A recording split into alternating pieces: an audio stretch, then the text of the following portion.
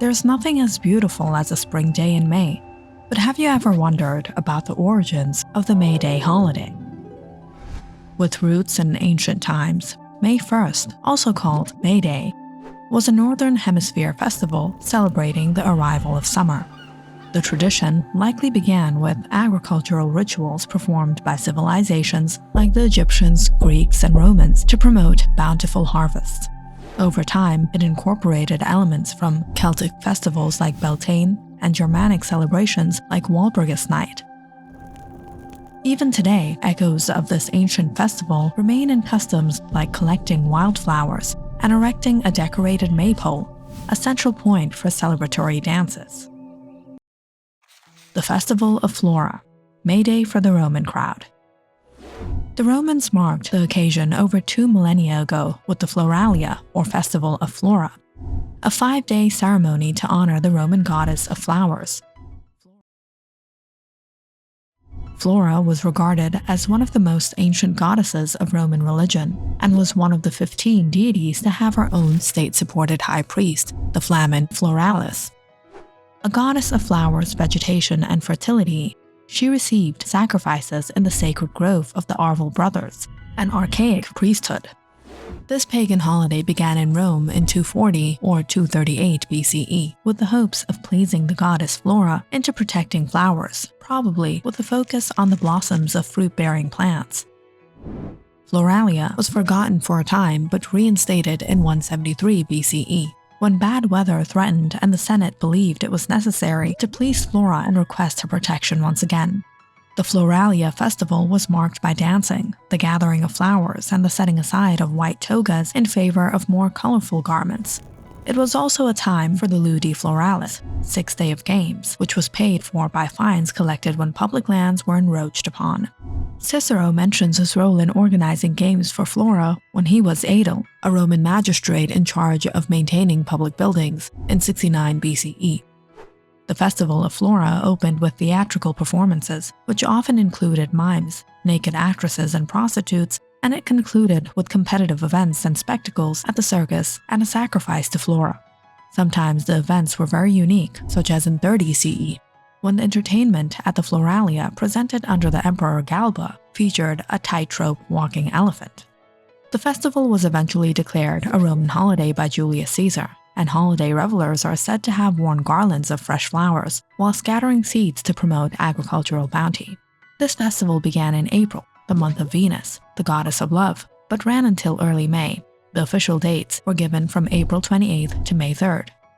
Many people see a connection between this spring festival and the later May Day festival. One way the Floralia has lived on is with the wreaths people continue to wear in May Day celebrations. Beltane, a celebration of light and renewal. The Gaelic May Day festival literally translates to bright fire, celebrated historically across Ireland, Scotland, and the Isle of Man. It peaks on the night before May 1st. While its popularity waned in the 19th century, a vibrant fire festival in Edinburgh, Scotland has revived the tradition. For the ancient Celts, Beltane marked the sun's triumphant return after a winter's imprisonment. Huge bonfires, believed to possess protective power, were central to the celebration. People and their livestock would walk around or even jump over the flames, symbolizing purification and renewed life.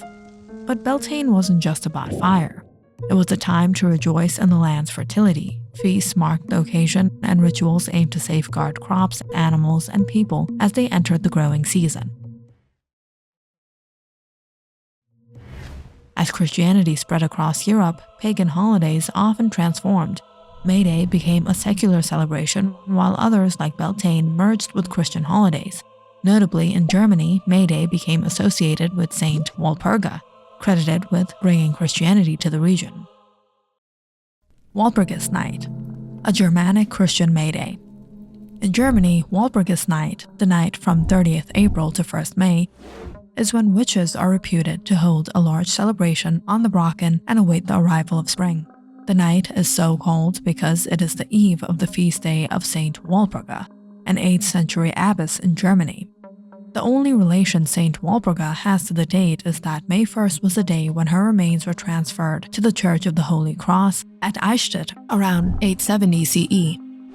Even though the holiday got its name from the saint, it is better described as a spring celebration with striking similarities to Halloween.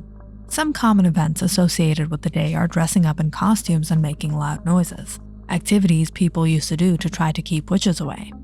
Bonfires are also traditional to Walpurgis Night and were believed to serve a similar purpose, though they harken back to the pagan practices of light returning around the spring equinox as well.